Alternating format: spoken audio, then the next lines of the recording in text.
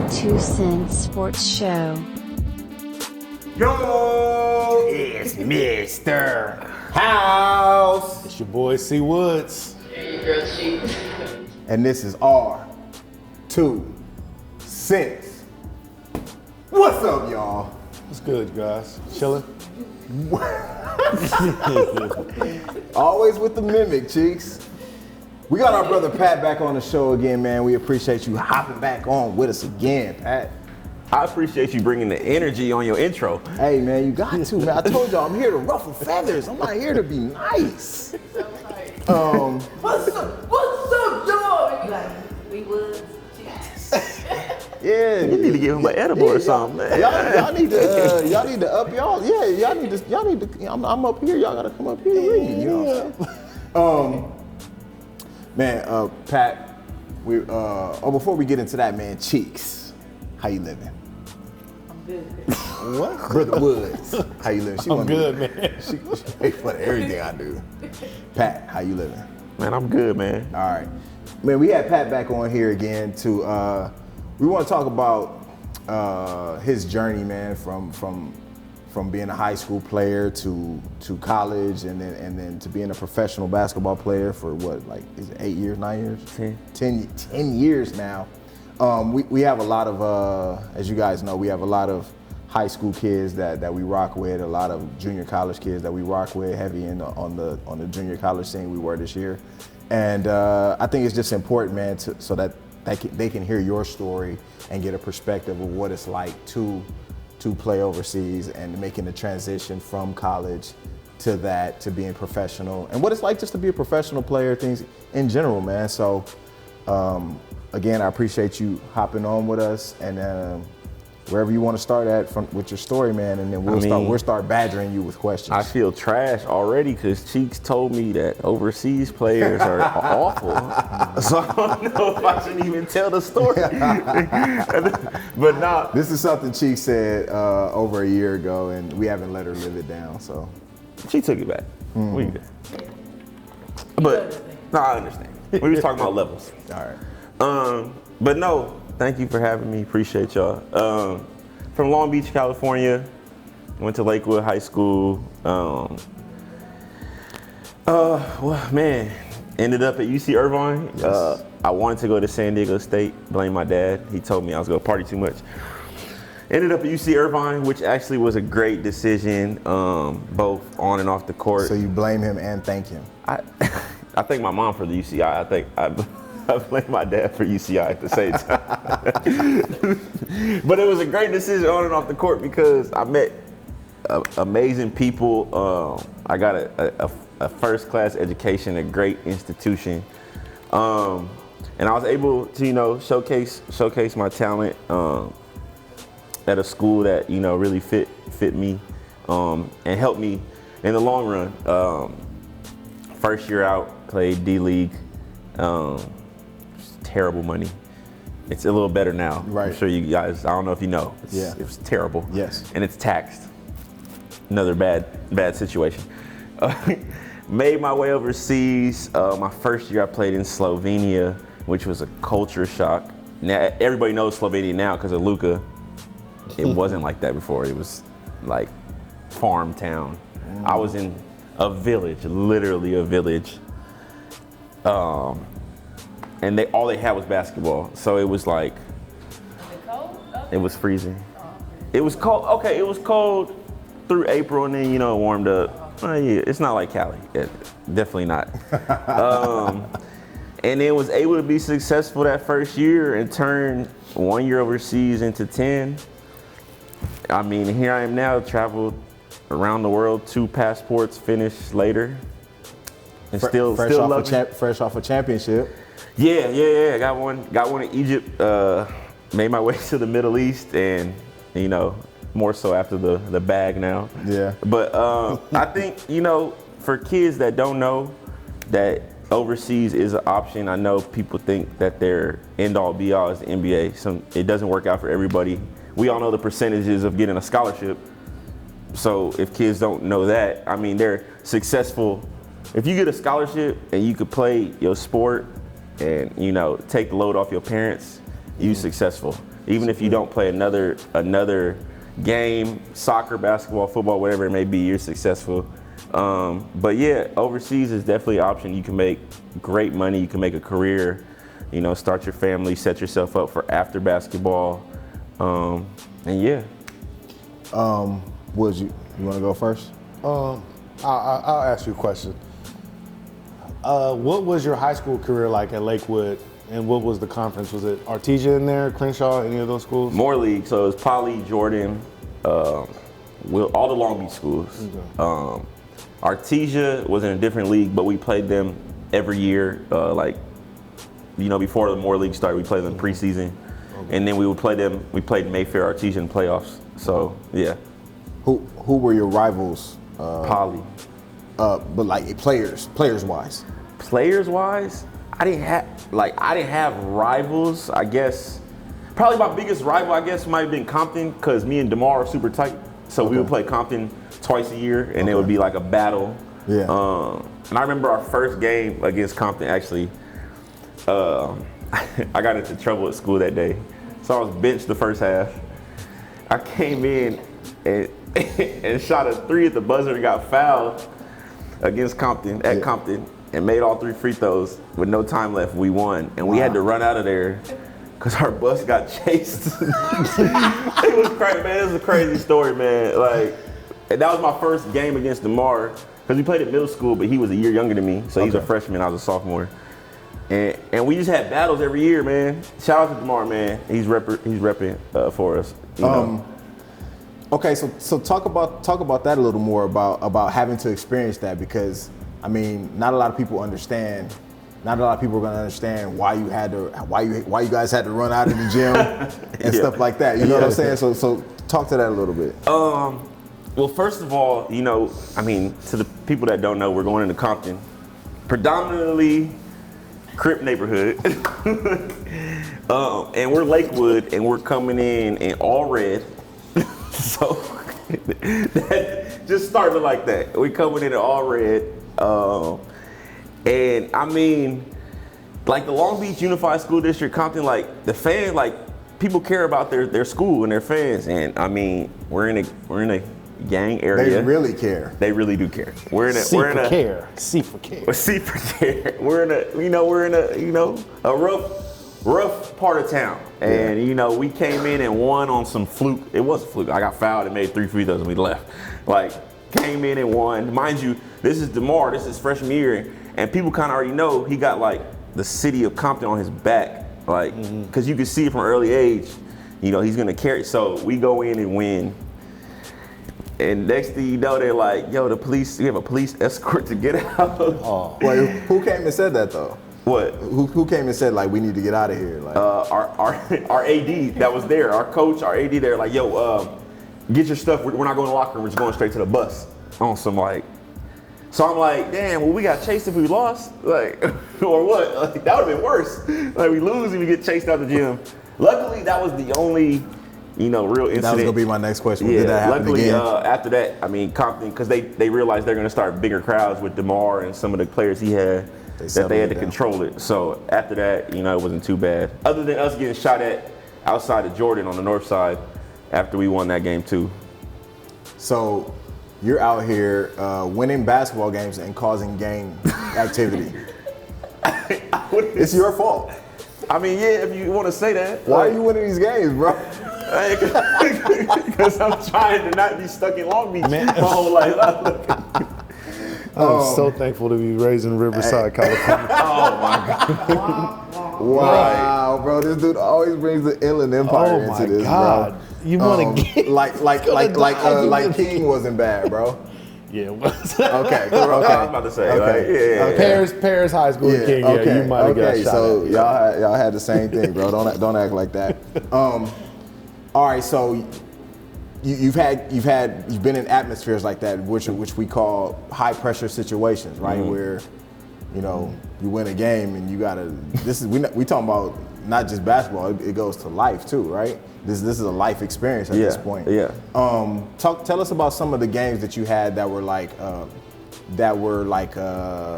like kind of bigger games? Did you play against James Harden or games that other players were involved where it was like hyped? Yeah, Artesia. We're just talking high school right now.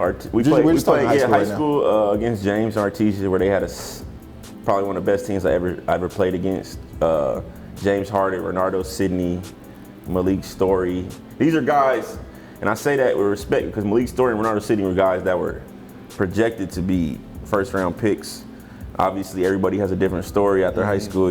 Stuff doesn't go their way. But James, I think they were like the number 2 team in the nation at the time. And yeah, that game was crazy because Lakewood and Lakewood Artesia are like crazy rivals. And that was a crazy game because it started out close. And then it ended up bad. They smacked you. But it was a crazy game because it was like Lakewood is playing. It was like a big thing. Like my man over there from Mayfair is like Lakewood was playing Mayfair. I don't know if you guys know Josh Christopher. I mean, not Josh, Patrick Christopher, the older brother of Josh Christopher. Yeah. They had a crazy team in Mayfair. And then Dominguez. We played Dominguez with Brandon Jennings and everybody. That game was crazy just because, once again, we're coming in all red and it was like going into Compton. But yeah, those are probably the biggest 3 games. Now fast forward to to now, and you are professional basketball player, 10 years in, and you're playing, and now you go to the Drew League every year, every summer you play the Drew League. You play against some of those same players, DeMar, Brandon Jennings. Talk about the full circle of that, and seeing these same guys that you played against as a kid, and now they've had their professional careers and things like that. How do you feel like towards them? Man, I feel really blessed just because we all grew up together to see guys really make it and really dedicate themselves to a game, like literally a game. Because you guys have friends that you guys grew up playing basketball or football with or whatever, and you see how their life turned out and what you thought, man, he was supposed to be this or this. And then you see, guys you grew up with like be this successful, like, overseas to $200 million contracts. You're like, damn, this is crazy. But it's really just, it's a blessing just to be on the same platform and see guys really become who they are now. Yeah, Cheeks. What other places have you been in overseas? Give us the whole list, man. Man, 2 didn't passports. everybody do an Instagram list like a month 2 ago? passports. Okay, all through Eastern Europe, Russia, through Bulgaria, Lithuania, Serbia, Germany, Italy. Literally, just think of somewhere everywhere. I haven't played in Japan. I haven't played in Australia, so we'll just leave it at that. Or China. Favorite place, and it's messed up because Brittany Griner's there, but Russia is dope because the fans are crazy and they pay so good. It's just cold, but they have great fans, competitive basketball, which I love. Like every game, it's like almost like in Russia, it's almost like in Spain where every game is like an NBA playoff game. It's that like they're lighting the flares. atmosphere? The atmosphere is crazy, lighting flares. Fans are talking mess about you after the game in your DMs. If you play bad, like, yo, we need to release you and bring somebody. Like, it's crazy. Like they go in on you. You walking outside, people are coming at you like you play like shit last game, or if you play great, anything you want, whatever you need. Like, and I mean, Russia is fun too, man. They got beautiful women. It's fun. Russia is fun, man. Like Russia is, man. It's the only downside is it's cold from October through the end of April. April, you think like, oh, the sun about to come out. No, it's still cold in April until May, which is crazy. Okay, so talk about playing in those high pressure games where the fans are gonna get on you and you don't know what's gonna happen. And I think it's a different vibe. We've seen a lot of crazy things happen in games overseas, like soccer. We see crazy stuff happening. And you're a professional athlete. You're over there. Basically, when you're over there, you're at the the mercy of whatever's happening. You Yeah. know what I'm saying? So Yeah. talk about playing in that type of a pressure environment. Man, it's so different because people talk about, and not to judge NBA players, it's just they talk about how fans might be talking about their wives or their kids. The worst thing I've seen happen, we saw it a week ago where somebody pushed Chris Paul's mom, which is crazy to me. Right. But these fans in Europe, like, they go the extra mile. Like, I've been in a game, I was in Lebanon, and I had a teammate run into the stands to fight a fan because he pushed his wife. So obviously NBA will never escalate to that, but it turned into a full-on brawl. The game was stopped for an hour. We ended up finishing the game, winning. This is a playoff game. The fans blocked the exit so we couldn't leave, and popped our bus's tires so we couldn't drive off. So we were just waiting for a police escort. Wow. Yeah, so we had like police cars take us out of there. It was crazy. Because the fans refused to leave the arena too because they felt like there was a fight. Then they felt like the refs cheated for us to win because of that was probably one of the craziest situations. Were you scared? No, I was more in shock because I was like, I never seen outside of the Pacers and Pistons a player run into the stands, but then I realized, it's his wife, and he was, defending his wife. He had to fight a dude, and then next thing I know, 2 other guys ran in the stands, and then it was a whole thing. Game stopped, we go to the locker room. That was probably the craziest. Before, I know you got something, but before you go, I'm glad you mentioned that, man, because we actually talked about that last week, right? Mm-hmm. And I want to get your take on how you think the NBA or the players should handle having their families at these games and potentially being around other teams' fans and them putting their hands or whatever. How do you think that should be handled? I mean, I think if a civilian puts their hands on a player's family, they should be banned for life, not 1 year. Right. Like, that's crazy. Right. Like, at least 10 years. Also, let me preface that. I know we talked about it last week, but as a result, the fans that had the interaction with them are banned until 2023. So that was the punishment. Yeah, that's crazy. So you think that they should be banned for life? Is there anything else what do you think that should be done as a precaution, though? I mean, can you really do anything if a fan's paying $2,000-$3,000 So for I'll tell you seat? a couple of things that we said. First of all, Chief said that they should have roles specifically for families. I said that. I'm sorry. Wood said that. My apologies. Roles specifically for families, behind the bench, and then guarded. I think one other thing we mentioned was just making sure that they have security in the stands, on either side, so that if anything pops off, they can intervene real quick. So, those are things that can be done. The only thing I don't understand, I get it from the player's perspective, is that if a fan is popping off and saying whatever, it's a fan, they're drinking, it's a game going on. It's like, for instance, they're talking mess to like Russ. And Russ like points out somebody, he's like, yo, get this fan out. In Europe, you could never do that. Like, these people are ruthless. Like, obviously, you'll hear everything from racist remarks to whatever. You can't do nothing but focus on the game and just hoop.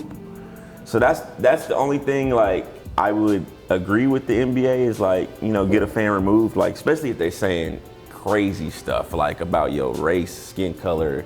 Like, that's crazy. I think the fans should be removed. But just from my perspective, in Europe, you can't do anything. So I don't know what the suggestion would be, because I've never been in a position to be like, oh, get this fan out. They're talking mess to, our team or me. Like, so I don't know what could be done to a fan that's paying, their hard-earned money to watch a basketball game. Yeah, but is the fact that they're paying their hard-earned money give them the right to do whatever behavior? Definitely not do whatever.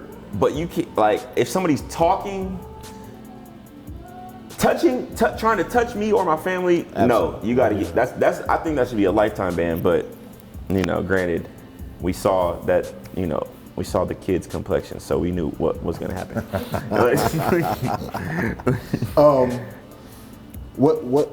What's next for you, man? I feel like, me personally, I've been your friend for a few years now, man, and I personally feel like you should be in the NBA. Maybe I'm biased, but what's next for you? I know that you also you train people. I know the Drew League is starting up in a couple weeks. What would you like your next path to be, man? Because you're getting old, bro. Yeah, I'm getting old. I honestly was looking. I mean, we talked this weekend that I was looking to get to the big three. We'll see how that turns out, because that would be obviously an ideal step in towards retirement, because I can just play at home, have my family, everybody watch and play on the weekends. Essentially playing one game like we do at the Drew, except I'd be getting paid. Right. So I mean, that would be an ideal step. But honestly, I've been looking. Obviously, I save money, and then it would just be probably to get into agency, represent guys, because I feel that there's so many agents out there that just don't have the players' best interests at heart. They're just looking for, especially overseas, like they're just looking like, oh, I signed you to a $100K contract, let me get my 10% and to be out, and don't care about the player. Like, obviously NBA agents, different, they're dealing with way more, but I just think, that's something to look at. And then as well as, other avenues, maybe real estate, go from there. That's interesting, man, and that's something we have a guest coming next week. That's an agent, so that's something we're gonna have to bring to his attention. Yeah. That's a concern. I think that would be dope, man, because it's always good to have a player's perspective when it comes to things like that. You know what I'm saying? And I firmly believe that players should always be coaches, GMs, agents, because they know how they want to be treated, right? And in turn know how to treat other people, and that's a lot of the reason why we see players being treated like they're expendable. A lot of times, players are treated like cattle almost at times. You know what I'm saying, when dealing with these organizations. So, Woods, go ahead, man. I'm sorry, I didn't mean to take. No, your that shot. was it. I had a question about, did you ever feel like you putting up numbers in the Drew? You see, you know how everybody. He won MVP last year. He won at the MVP Drew. last Twice. year. Shout out twice. But you won last year. But yeah, Oh, you won yeah, this one. but- Two-time MVP. Did you or your agent ever think damn, somebody got to give me a shot? Yeah, but I hate to use the word politics. But there is a certain level of it, which is fine. After my first year, I was like, I'm cool because I can go overseas and just make money and travel, which is what I always want to do.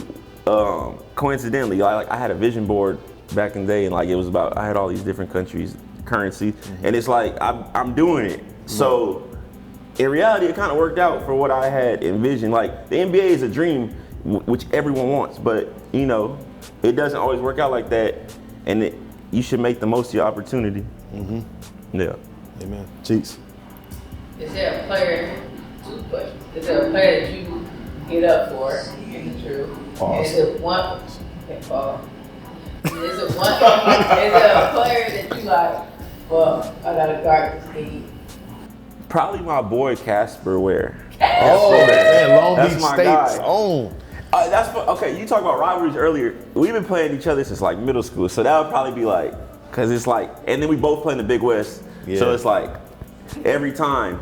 But he'd probably be the person I would probably get up for the most, pause, but also the person I respect the most because I know how hard he works, and I just know his journey is similar to mine. So it's I respect him probably the most of anybody I played, and I probably get up for him the most at anybody I played. And he's a Cowboy fan. So, shout out to him. Hey, I'm glad you just mentioned about how hard he works, but as knowing you, I personally know how hard you work, how many workouts you do a day, how much time you're putting in. Talk to me about what your regimen is and how you maintain, or you're able to achieve the high level of output that you've been able to maintain for so long, And you know, everybody knows you got the strongest shoulders in the game too. Oh my God. I call this boy shoulders, man. He Oh. knocking people out the way. I mean, shout out to my dad, man, for making me do push-ups when I was younger. So I just kind of put it in my head. But yeah, I don't know, like, we all blessed with a certain level of ability. I knew I wasn't gonna be the most athletic. Fine. I just put in my mind that I was gonna outwork everyone. And that, you know, wherever that carried me, that's where it would take me. So, I mean, I just dedicate myself since I was younger to just being the hardest worker, you know, whatever it took. Like, I get up at 5 a.m. and go, you know, run Anywhere. or lift and then get on the court. This boy be driving to the valley 6, 5 in the morning to go work out. Go, man, whatever it took, man. Lift, go get on the court, go run the sand dunes, go back to the gym and play, go shoot at night. Like, I just, you know, I love basketball. So I think if you really love something, you'll find a way. Yep. You'll find a way to, you know, get towards whatever goal you set for yourself. That could be anything. You want to be the greatest, I don't even know, painter. Like, you go set a goal to, you know, be the best at that. That's why Kobe's my favorite. Yeah. All right. I know you don't like Kobe, but All right. Before we get out of here, man, that last part is very important. So I want you to talk about that, because we, like I said, we have a lot of young kids that watch and rock with us. I want you to talk about the work from the beginning to the end, like exactly what you know what the goal is, how much work you feel like you need to put in. I think you have to love the grind. You have to really love, you know, what you do. And some days you're gonna hate it, but you have to really love, for instance, for the game of basketball, you have to really love it, because for going overseas, not every situation is gonna be ideal. And I always tell people what I learned from, you know, my older friends, you know, when I was coming up, is to get comfortable being uncomfortable. And that's probably self-explanatory in my mind, is that get comfortable being uncomfortable is doing things you don't want to do.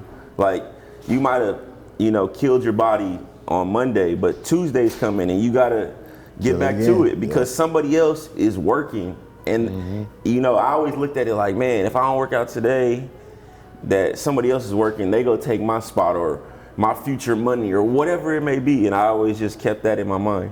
Is that the advice that you would give to your younger self or to a kid or to For sure. the younger? For sure, yeah. Did y'all have anything else? I'm good.